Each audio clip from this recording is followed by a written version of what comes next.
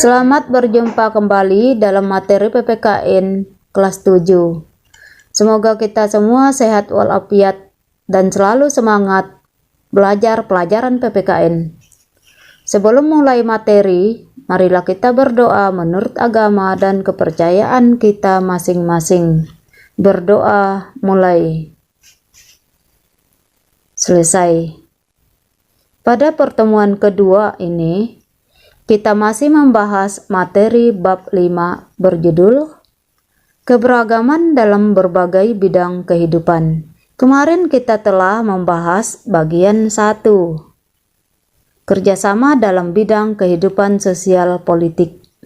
Kali ini kita membahas bagian 2, kerjasama dalam bidang kehidupan ekonomi. Bagian 3, kerjasama dalam bidang kehidupan pertahanan keamanan negara. Bagian keempat, kerjasama antar umat beragama. Anak-anak boleh buka buku paket kelas 7, kurikulum 2013, revisi 2017. Sekarang kita mulai materinya. Bagian pertama, kita sudah membahas kerjasama dalam bidang kehidupan sosial politik. Landasan kehidupan sosial politik masyarakat Indonesia adalah sila keempat Pancasila yang berbunyi, kerakyatan yang dipimpin oleh hikmat kebijaksanaan dalam permusyawaratan perwakilan. Sekarang kita bahas bagian kedua, kerjasama dalam bidang kehidupan ekonomi. Dalam kehidupan ekonomi, kerjasama digambarkan pada pasal 23A dan pasal 33 ayat 1 Undang-Undang Dasar Negara Republik Indonesia tahun 1945 berbunyi, pajak dan pungutan lain yang bersifat memaksa untuk keperluan negara diatur dengan undang-undang. Pajak digunakan oleh negara untuk membiayai pembangunan nasional. Pembangunan nasional tersebut untuk kesejahteraan dan kemakmuran rakyat. Dibiayai dari pajak seperti dana alokasi umum, pertanian, penegakan hukum, pertahanan dan keamanan, pendidikan, transportasi, kesehatan, subsidi bahan bakar, dan infrastruktur.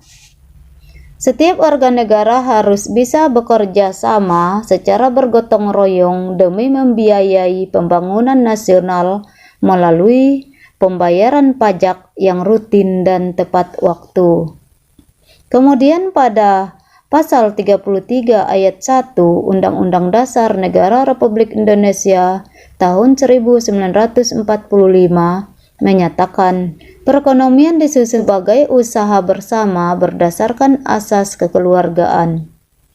Hal itu berarti dalam kegiatan usaha ekonomi digunakan prinsip kerjasama, saling membantu dalam suasana demokrasi ekonomi untuk mencapai kesejahteraan bersama secara adil.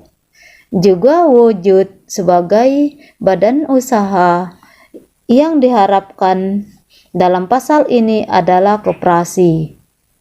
Karena koperasi memiliki keunggulan dibandingkan dengan badan usaha lainnya adalah sebagai berikut. A. Dasar persamaan, artinya setiap anggota dalam koperasi mempunyai hak suara yang sama. B. Persatuan, artinya dalam koperasi setiap orang dapat diterima menjadi anggota tanpa membedakan agama, suku, bangsa, dan jenis kelamin. C. Pendidikan, artinya koperasi mendidik anggotanya untuk hidup sederhana, tidak boros, dan suka menabung. D. Demokrasi ekonomi, artinya imbalan jasa yang disesuaikan dengan jasa masing-masing anggota berdasarkan keunggulan yang diperoleh. E. Demokrasi kooperatif, artinya Koperasi dibentuk oleh para anggota, dijalankan oleh anggota, dan hasilnya untuk kepentingan anggota. Sekarang kita membahas materi bagian 3. Kerjasama dalam bidang kehidupan pertahanan dan keamanan negara.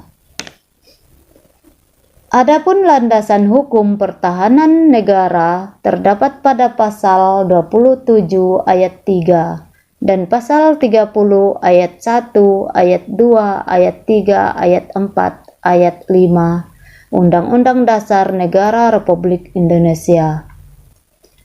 Pasal 27 ayat 3 menyebutkan bahwa setiap warga negara berhak dan wajib ikut serta dalam upaya pembelaan negara. Bunyi pasal 30 ayat 1, tiap-tiap warga negara berhak dan wajib ikut serta dalam usaha pertahanan dan keamanan negara. Ayat 2, usaha pertahanan dan keamanan negara dilaksanakan melalui sistem pertahanan dan keamanan rakyat semesta oleh Tentara Nasional Indonesia dan Kepolisian Negara Republik Indonesia sebagai kekuatan utama dari rakyat sebagai kekuatan pendukung. Ayat 3, Tentara Nasional Indonesia terdiri atas Angkatan Laut dan Angkatan Udara sebagai alat negara, bertugas mempertahankan, melindungi, dan memelihara keutuhan dan kedaulatan negara. Ayat 4, Kepolisian Negara Republik Indonesia sebagai alat negara yang menjaga keamanan dan ketertiban masyarakat, bertugas melindungi, mengayomi, melayani masyarakat, serta menegakkan hukum.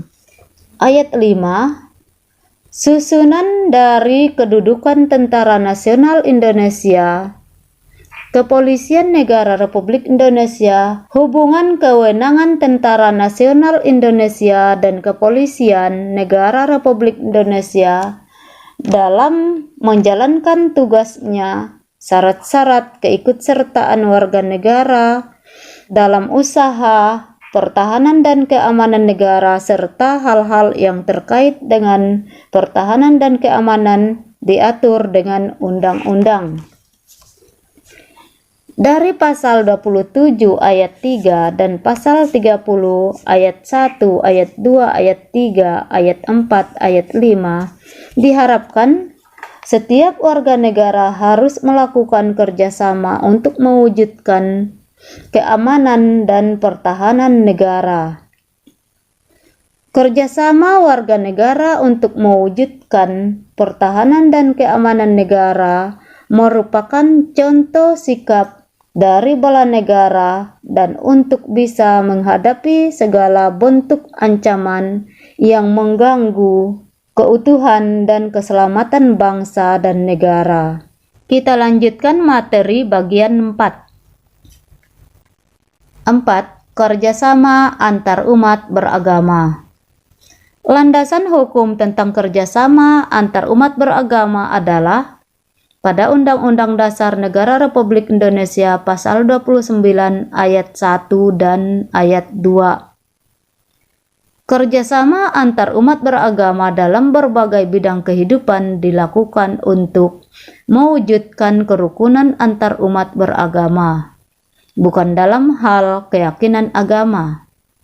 Sesuai dengan bunyi pasal 29 ayat 2 Undang-Undang Dasar Negara Republik Indonesia tahun 1945 berbunyi, negara menjamin kemerdekaan tiap-tiap penduduk untuk memeluk agamanya masing-masing dan beribadat menurut agama dan kepercayaannya itu.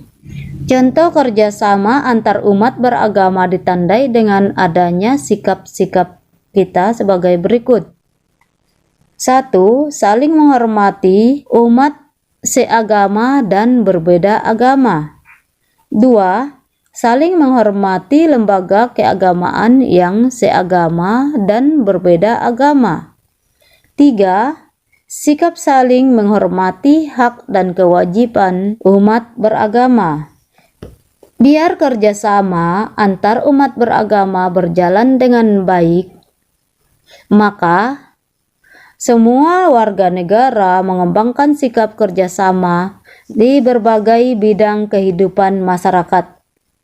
Warga negara termasuk anak-anak harus menghindari sikap tidak terpuji, contohnya seperti A. Sikap fanatik sempit, yaitu sifat yang merasa diri sendiri paling benar. B. Sikap individualis, yaitu sifat yang lebih mendahulukan kepentingan sendiri. C. Sikap eksklusivisme, yaitu sikap selalu memisahkan diri dari kehidupan sosial di masyarakat karena adanya jurang pemisah akibat perbedaan suku bangsa, adat istiadat, agama, dan bahasa daerah. D.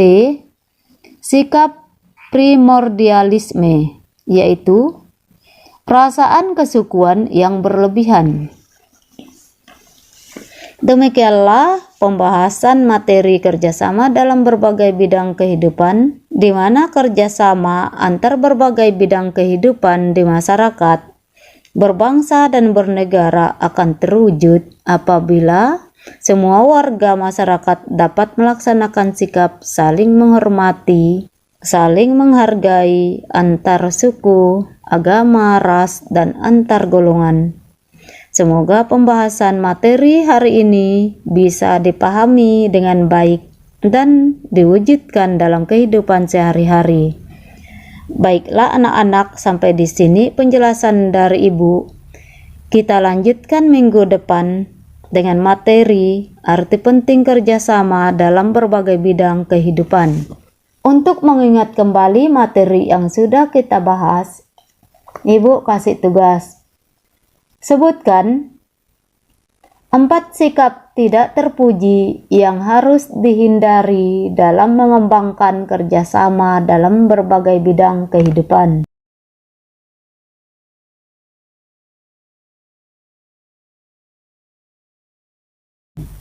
Selamat berjumpa pada video pembelajaran selanjutnya. Ibu ucapkan terima kasih sudah menonton video pembelajaran kita ini. Kita akhiri. Marilah kita berdoa menurut agama dan kepercayaan kita masing-masing. Berdoa mulai. Selesai. Salam sehat untuk kita semua.